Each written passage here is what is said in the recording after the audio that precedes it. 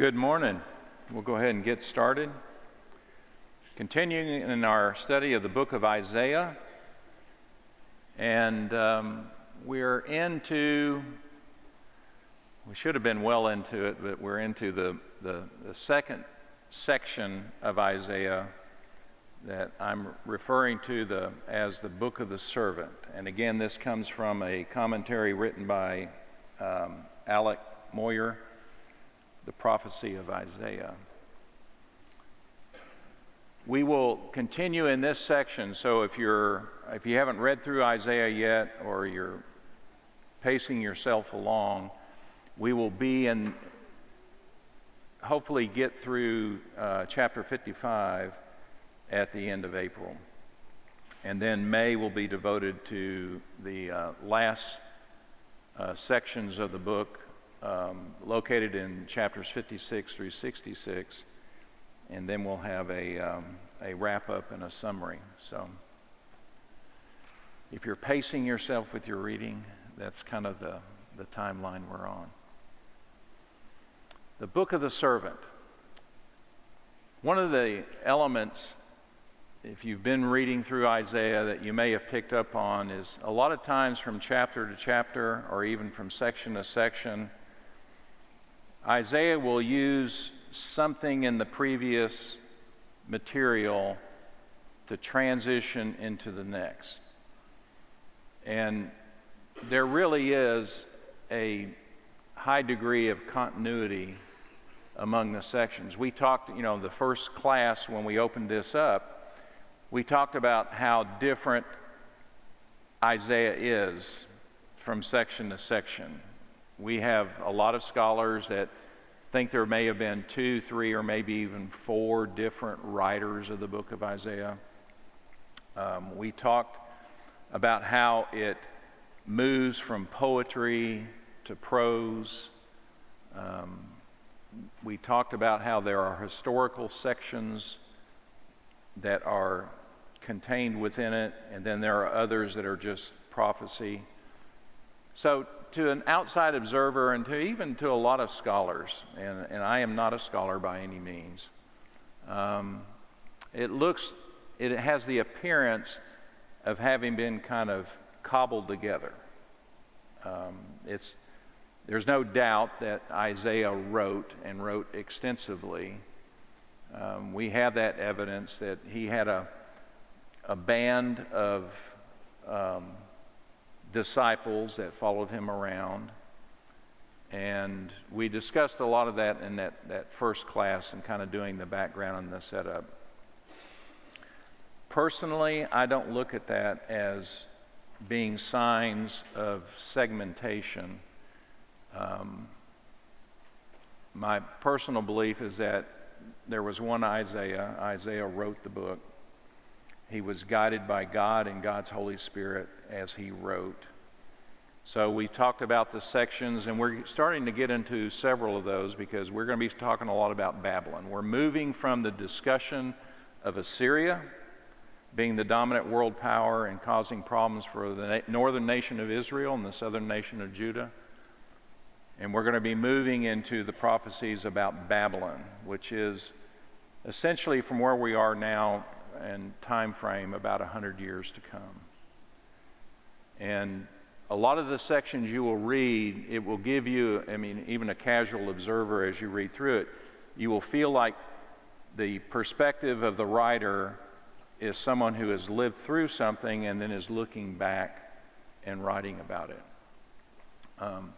Again, just for me, I think there was one writer of the book of Isaiah.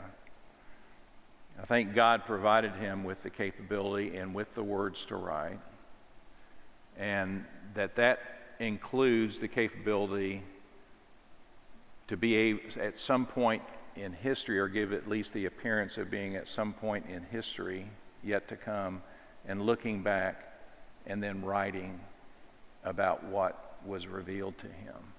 So that shouldn't be a big surprise to us. But again, like I said in the first class, we're getting into the sections where if you read through it, and if you read commentaries and read what other people have to say about the book of Isaiah, you will come across all these theories of different writers and time periods in which the book of Isaiah was written. Chapters 38 through 55 we're referring to as the book of the servant. And what's important is how the first book, or the first section of Isaiah that, for our purposes, ends, and how the second one begins. Because you have chapters 36 and 37 that conclude the first book. And this is still talking about Assyria. And this gets into, we have about 4 chapters of prose and historical narrative that's taking place. These things are also discussed in 2 Kings and also 2 Chronicles. And it's about King Hezekiah, who's the king of Judah, and King Sennacherib, if I pronounce that correctly, who is the king of Assyria. And what has taken place historically is that in 722, 721 BC, Assyria conquered and dominated the northern nation of Israel. And essentially the 10 tribes that made up the northern nation of Israel were dispersed. They were not all taken collectively to one location. That's what happens 100 years later with the Babylonian captivity. The Jews were deported from Judah and Jerusalem to specific locations in Babylon. With the northern nation of Israel, though, they were just scattered all over, literally, the face of the earth. They were scattered all over the Assyrian Empire. That was not unusual in the ancient Near East. And the reason for that is once a king or a dominant power conquered a people, they didn't want to give them the opportunity to rise up again and cause them problems. So they would just scatter them out. And that's where the northern nation of Israel, as Isaiah prophesied, as others prophesied during this time period, they lost their identity. Eventually became known as the Samaritans, those who made their way back. They had intermarried with other peoples. They had lost their distinctive Jewish identity in many ways, which is one of the reasons why when we get to the first century and the time of the New Testament, that the Samaritans were not highly regarded by the Jews. For the most part, they were looked down upon. And we encounter that in the New Testament, but that's the reason why it happened. Prophesied by Isaiah, and it was all because of their conduct. And this goes back, and we'll end on this today too, and I just keep bringing it up. Deuteronomy chapter 30, verses 15 and 19. We all have a choice. We all have a choice. If we turn away from God, we face death, destruction, and curses. If we hold on to God, if we turn to God, then we have life, prosperity, and blessings. And sometimes you may think, well, that's kind of pretty simplistic on how life is. But it really is that way. And that storyline, if you've been reading through the book of Isaiah, you should see that time and again as you go through. God gives his people on multiple occasions the opportunity to make a choice. Death or life. Destruction or prosperity. Curses or blessings. And the same is true with us today. And God is faithful. God doesn't give up. There are times he gets so frustrated that he says, okay, I'm going to take care of this right now. And he does. And we see that play out in the book of Isaiah. But in chapter 36 and 37, the place of punishment, where God is focusing his anger is not so much on Judah and Jerusalem, but it's much more on Assyria, which is God being faithful to his promises. Up until this point in time, in the book of Isaiah, we've had all kinds of hints and direct language saying that at some point, God is going to use the Assyrians as his instrument, as his tool to bring punishment upon the nation of Israel and Judah and Jerusalem. But he also, throughout those sections, all the way up through when we get into chapter 37, it gets very specific. But God has always said, I am going to take care of the Assyrians. When the people of God complain about how horrible they are and everything else, or, this gets into the complaint of Habakkuk. He was talking about the Babylonians. But, the book of Habakkuk is a short series, very short, but Habakkuk complains to God about his people that he's living among, and he thinks things are so horrible and people aren't doing what they're supposed to do. They're not following God, they're following idols and all this stuff, and your people are just a big mess. And God tells Habakkuk, says, you're right. I'm glad you told me that and pointed it out. He says, I'll tell you what I'm going to do. I'm going to raise up this people called the Babylonians, the Medes and the Babylonians, and they're going to come in and they're going to wreak havoc on my people. And then Habakkuk responds and says, oh, wait a minute. That's going a little bit too far. And furthermore, you're going to use the Babylonians? Well, they're just evil, bad people. Why are you going to use them for? And in his final response, God tells Habakkuk, who are you to question me? What gives you the right to decide how I enact justice on my people or on any people? I am God. I will make the decisions on how this occurs. And then God concludes that with saying, and the Babylonians will have their moment. He says, I fully realize that they're an evil people. I fully realize they have no intention. Their hearts are far from me. They're never going to turn to me. And God says, after I use them to enact punishment on my people for their sins, I will take care of the Babylonians, which is what we see unfold in history. That short synopsis that we have in the book of Habakkuk plays out throughout the entirety of the book of Isaiah. God is a God of justice. We cannot escape that.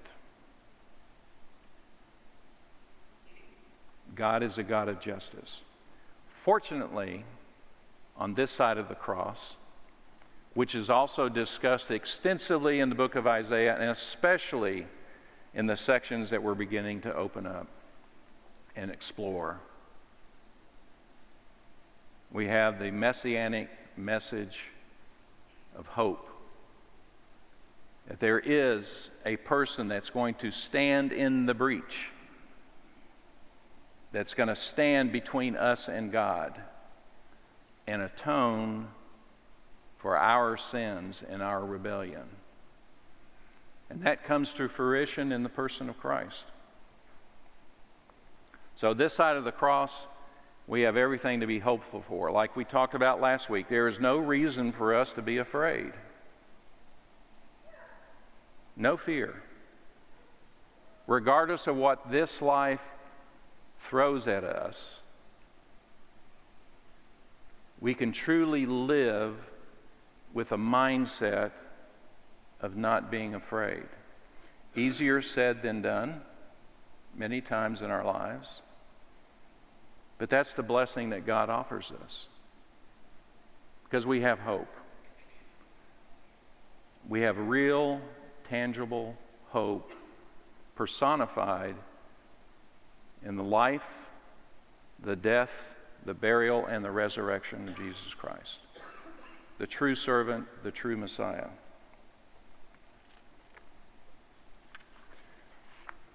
Chapters 36 and 37 conclude this first section, and what we have is where the things that have been prophesied about Assyria and what's going to befall them takes place.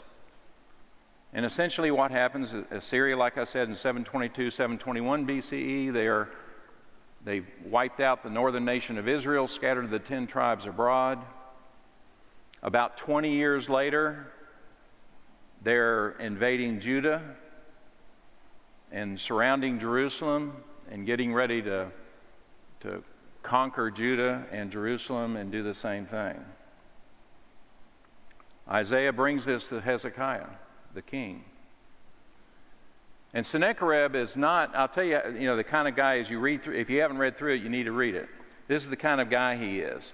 He sits outside the city walls and either himself or he has his spokespeople proclaim in Hebrew to the people of Jerusalem what's going to happen. And they say, don't listen to your king. Hezekiah doesn't know what he's talking about. You don't have a God that can take care of us.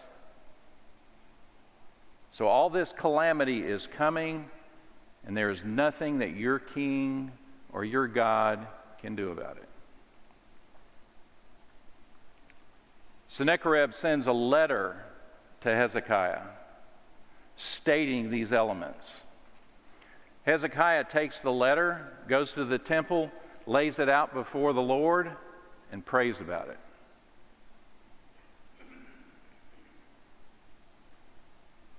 And then what happens is truly amazing. The angel of the Lord, the next morning, or that evening, next morning, the angel of the Lord goes out into the Assyrian camp. I think it's like over 180,000 of them are killed. In fact, the description that's given to us is from the walls of Jerusalem. They could look out the next morning and just see the bodies lying in heaps. Sennacherib gets the message. He gathers up what's left of his army and heads back to Nineveh. God is faithful. God does what God says he's going to do. And he took care of the Assyrians. Later on, and there was prophecy specific to Sennacherib himself, shortly after he gets back to Nineveh, he's assassinated. Also prophesied by Isaiah. God is faithful. God follows through with what God says he's going to do. So that ends the story of Assyria for the most part. They continue on as a world power, the world power, for a period of time. But then the Babylonians and the Medes that Isaiah prophesies about, and were not even on, they were just a periphery nation at that point in time. They come to power. And they start conquering the world. God is faithful. God does what he says he's going to do. That's the message that we can take away from that. So that's how 36 and 37 conclude, and that ends Book 1, the Book of the King.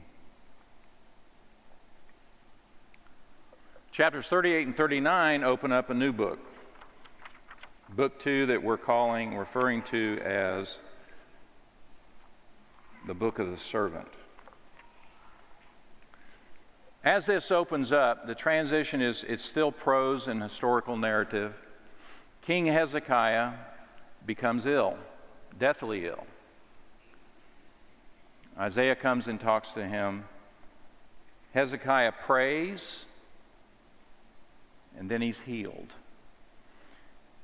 And it's interesting because when Isaiah comes and talks to him, Hezekiah's saying, well, what kind of sign is God going to give me that I'm going to be healed and that in 3 days I'll be able to go into the temple?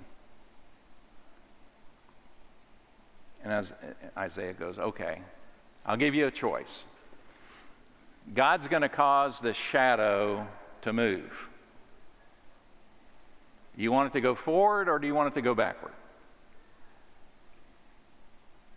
And Hezekiah goes, well, it'd be kind of easy to move it forward. Let's make it go back. So Isaiah says, okay. God's going to move the shadow, cause it to retreat 10 steps. And this is regarded as being on the stairway of Ahaz. And there's all kinds of, the language there, I'll just leave it to you to dig into it. You get into the Hebrew, it talks about, sometimes it's translated in the King James Version as degrees. And a lot of people have taken that to say it was a sundial of King Ahaz that was going to cause the sundial shadow to move back. But in the book of Psalms, you have the songs of ascent. In the King James Version, they're called the songs of degrees. A degree is an old English translation of a step or a stair. Okay, just like these right over here to my left and right. So, whether it's a sundial or whether it's a staircase, doesn't matter. What does matter is that God is going to cause the shadow on the earth, wherever it appears, to move back. In fact, this was such a prominent, miraculous event, such a prominent sign when it occurs, that the Babylonians know about it. And they're far away to the east. But they know about it. They're aware of it. But that's the miracle that takes place, the sign that Hezekiah is provided. The problem is, as we see this story unfold, Hezekiah is prideful. He doesn't truly acknowledge what God has done for him. He just kind of picks up his life and says, oh, great, I'm healed, and just starts living large again. Not giving God the recognition that God felt he should. God was upset about it. Then later on, not soon after this, the king of Babylon sends some envoys to Hezekiah because they were aware of this sign that had taken place. They were aware that he had been ill and now he was healed. So they recognized that, okay, something big really happened. And we just want to pay homage to you for having this good fortune in your life.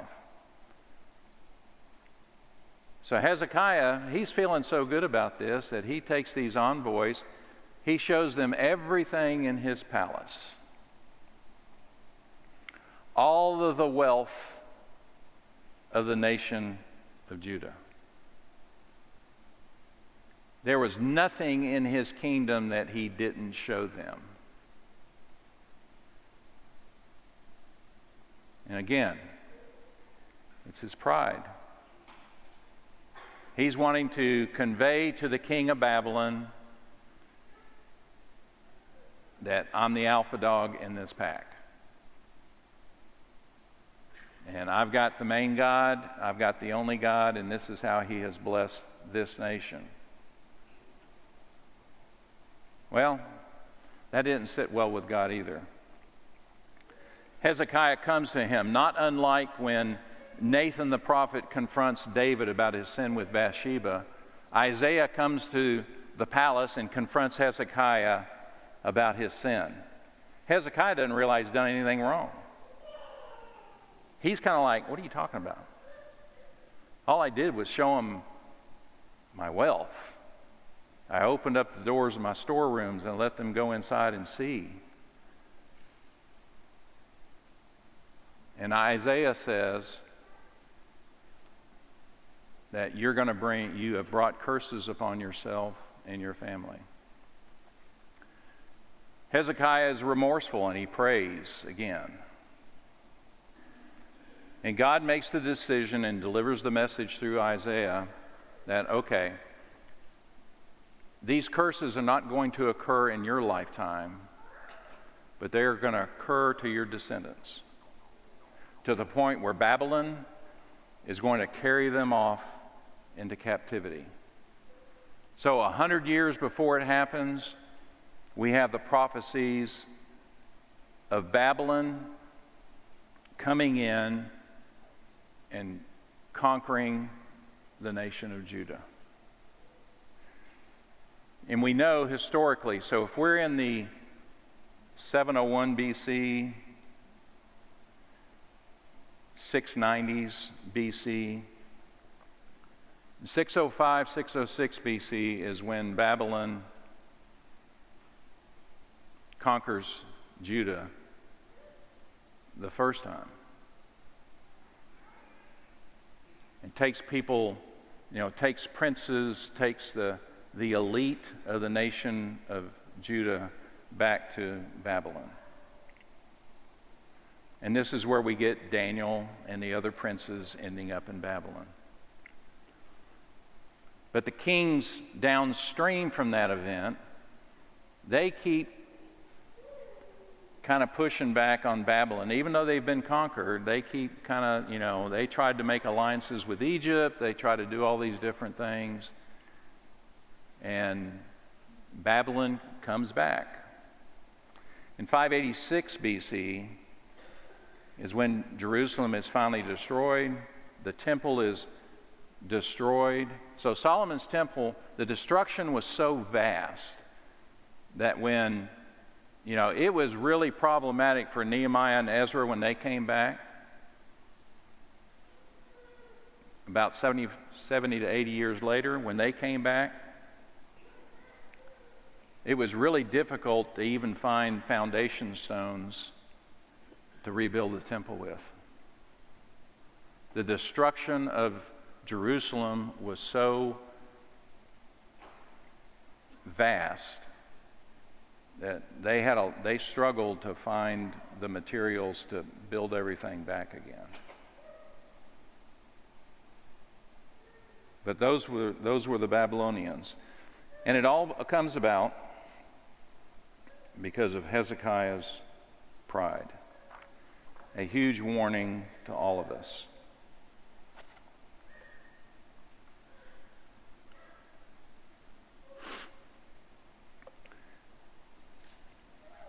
I said that 2 Kings chapters, let me find my note here because I've just misplaced it. 2 Kings chapters 18 through 20, 2 Chronicles chapters 29 through 32 give us a good indication of just who King Hezekiah was. And I encourage you to read that alongside your readings in Isaiah.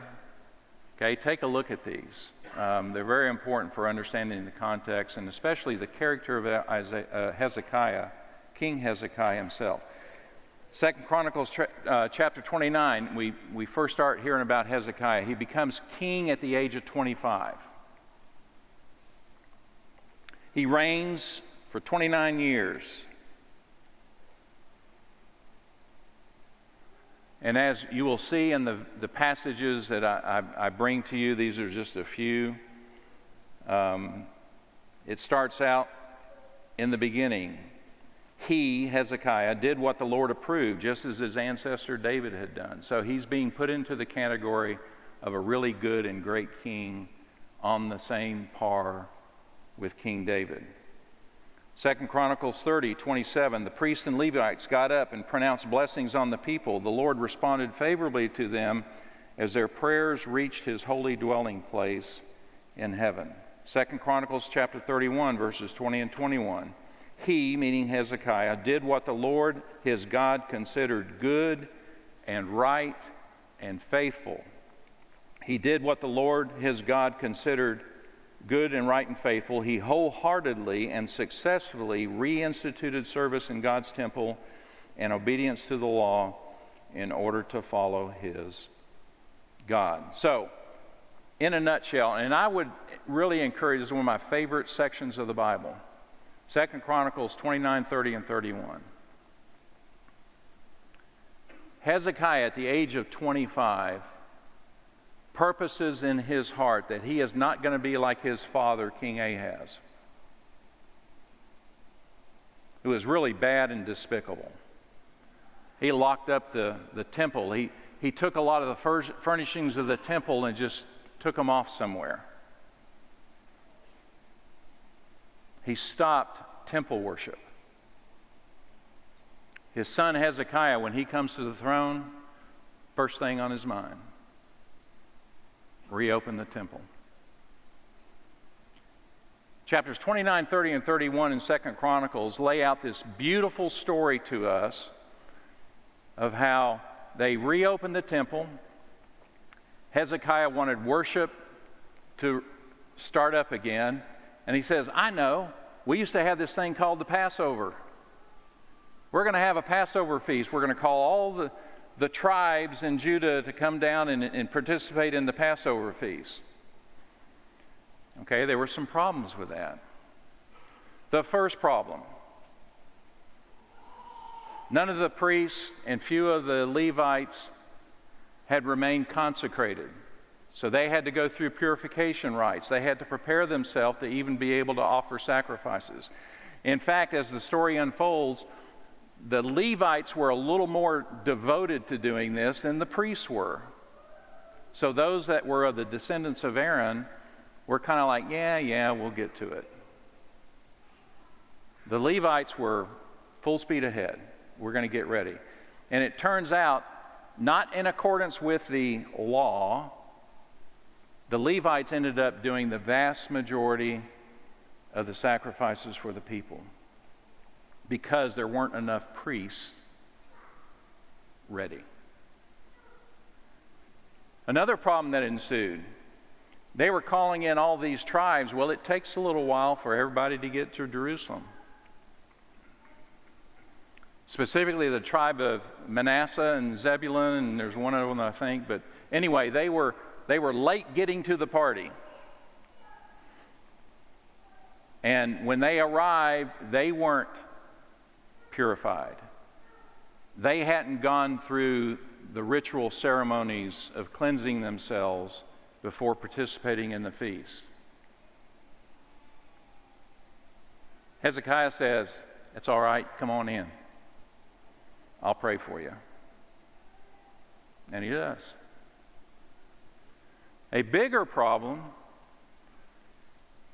this is the second month of the Jewish calendar. The Passover is supposed to begin in the first month of the Jewish calendar. They were a month late. Hezekiah talked about it with his officials and the priests and the Levites. And Hezekiah was going, I don't want to wait another year. Let's just go ahead and do this. And the plan seemed right to all of them. So they went ahead. And once again, Hezekiah prayed for the people.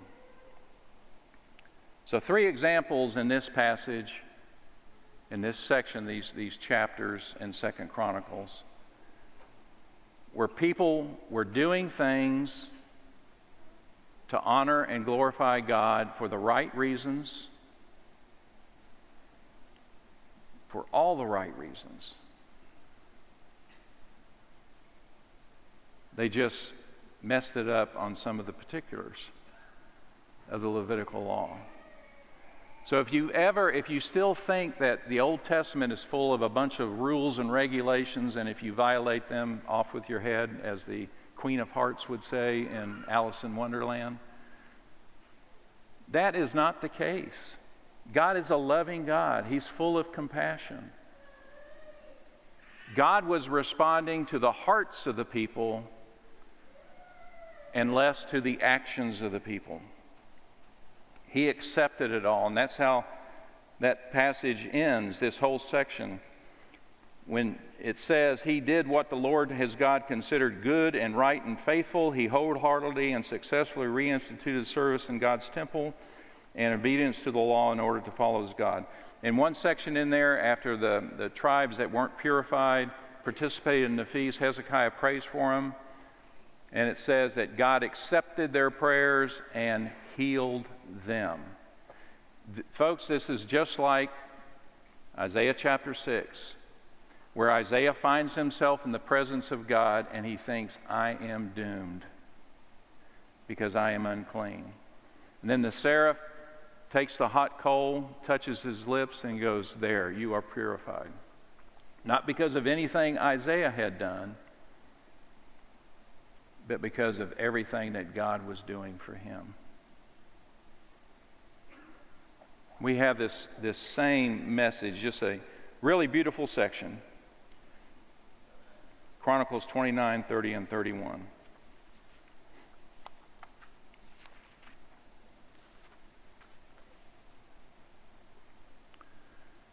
So then we get to the not so good Hezekiah. And I'll just tell you, Hezekiah is one of my Bible heroes.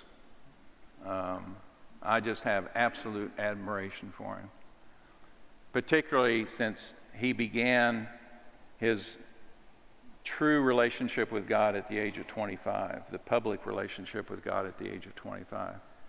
He really was a good guy. His heart was in the right place. But he was flawed just like the rest of us. He messed up later in his life. But he continually, like David, went back to God, would pray, and ask for healing. His mind was not always the way exactly God would want it to be. But he did a lot of really good things. Not only for himself, but for the people. Toward the end of his life is where it gets tragic. It's like a Shakespearean, play in many ways. He had all these things going for him. So 2 Chronicles 32, verse 1, after these faithful deeds were accomplished. So we're ending all this grandiose stuff I just described in their worship experience with God. And it really is beautiful. If you want to know what true worship is all about, read 2 Chronicles 29, 30, and 31. It's just beautiful. Then you get into chapter 32 and verse 1. After these faithful deeds were accomplished. And this is where we pick up again in the storyline that's in Isaiah. This is where Sennacherib is threatening. And then not so long after that, the encounter with the Babylonians. And Hezekiah has problems. Hezekiah is given a terminal illness. He prays to the Lord. God answers him. Gives him the sign of the shadow on the steps. But then fails to acknowledge him. And that's what it says in 2 Chronicles 32, 24, and 25. In those days, Hezekiah was stricken with a terminal illness.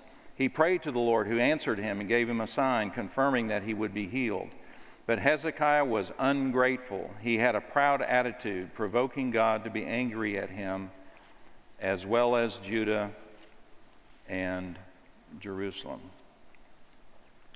Then we get into the encounter with the Babylonian envoys. And what's interesting here is look what happens. God left him alone to test him. God left him alone to test him. When you read, if you study the encounter between David and Nathan regarding his sin with Bathsheba, David's great fear that he expresses in Psalm 51 is that God's Spirit was going to leave him. David had witnessed this firsthand with King Saul, when God withdrew his Spirit from King Saul. That scared David more than anything, is that God was going to leave him alone. And here we have with Hezekiah, because of his pride, because of his arrogance, God wanted to truly give Hezekiah the opportunity to show his true self. So God pulls his Spirit back. So whatever happens, it's all Hezekiah. It's all him. And that's when we have the encounter with the Babylonian envoys. And we've already discussed how that ends. So Isaiah confronts Hezekiah over this. Hezekiah said to Isaiah, and this is Hezekiah's response. So Isaiah comes in and tells Hezekiah all these things that are going to happen. And then he says, well, but you've been a little bit repentant and stuff, so God's not going to carry this out in your lifetime. But your descendants are going to be carried off into captivity in Babylon. Destruction is coming. So to show you where Hezekiah's true heart was, and this is just tragic. After all the good things he had done, after all the righteousness that he had displayed to God and to the people that he served. We find this in Isaiah 39, 2 Kings chapter 20. Hezekiah said to Isaiah, "The Lord's word which you have announced is appropriate." So he acknowledges, yep, I did it. I get it. I understand the curse. Then he says, or he doesn't say, but he thinks, at least it's not going to be in my lifetime.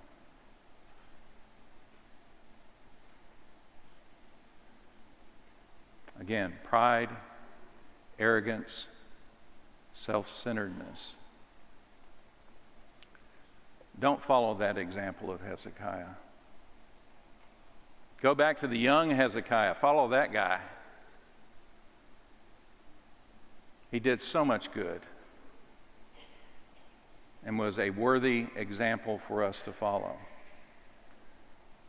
The old Hezekiah, and at this time he's in his late 40s, early 50s. He's full of pride and arrogance. And God is trying to rescue him from it, but he's just fighting it.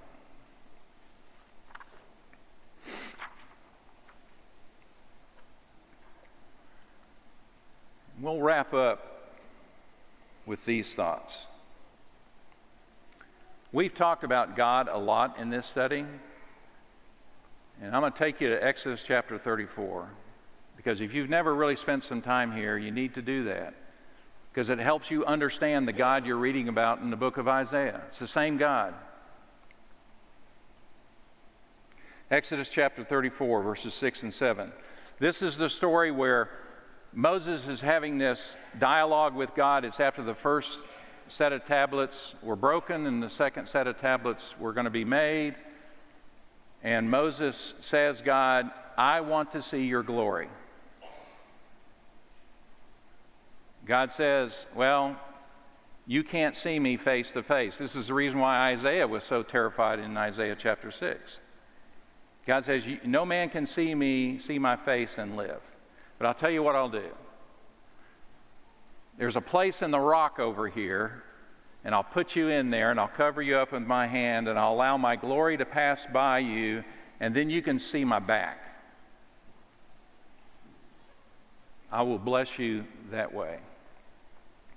So the Lord passed by before Moses and proclaimed, the Lord, the compassionate and gracious God, slow to anger, abounding in loyal love and faithfulness, keeping loyal love for thousands, forgiving iniquity and transgression and sin, but he by no means leaves the guilty unpunished. God is a God of justice. He responds to the transgression of fathers by dealing with children and children's children to the third and fourth generation. A few weeks ago, David Skidmore gave a lesson, and at the core of that was our responsibility to the next generation. The Bible tells us time and again of what's going to happen if we mess that up.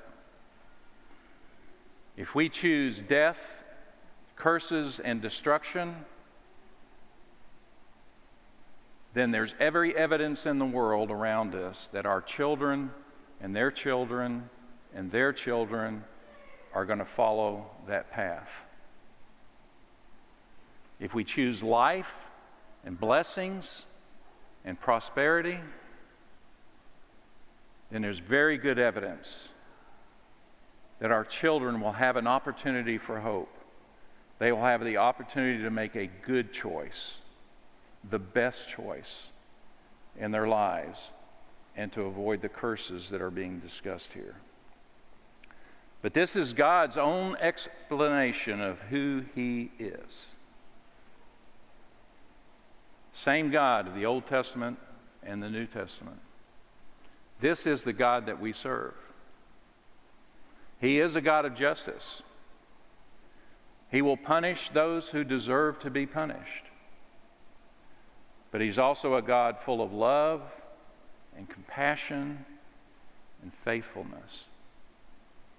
It's our responsibility to live our lives in such a way and devote ourselves to Him in such a way, not just for ourselves, but that we give that next generation a chance.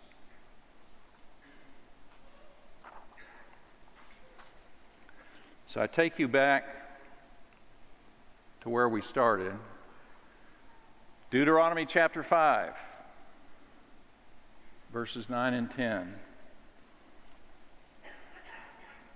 When God says that He's going to curse generations, sometimes we read that, the passages that have that in it, and we think, wow, that's really harsh.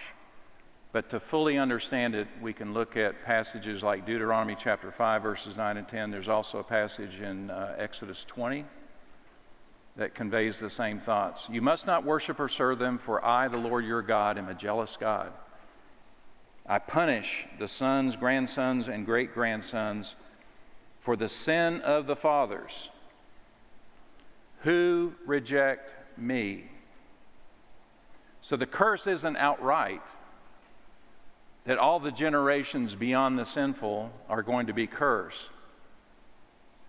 But God says if they reject me like their father did, then they are going to be cursed. And it continues, but I show covenant faithfulness to the thousands who choose me and keep my commandments. Again, going back to Deuteronomy chapter 30, verses 15 and 19. All of us have a choice.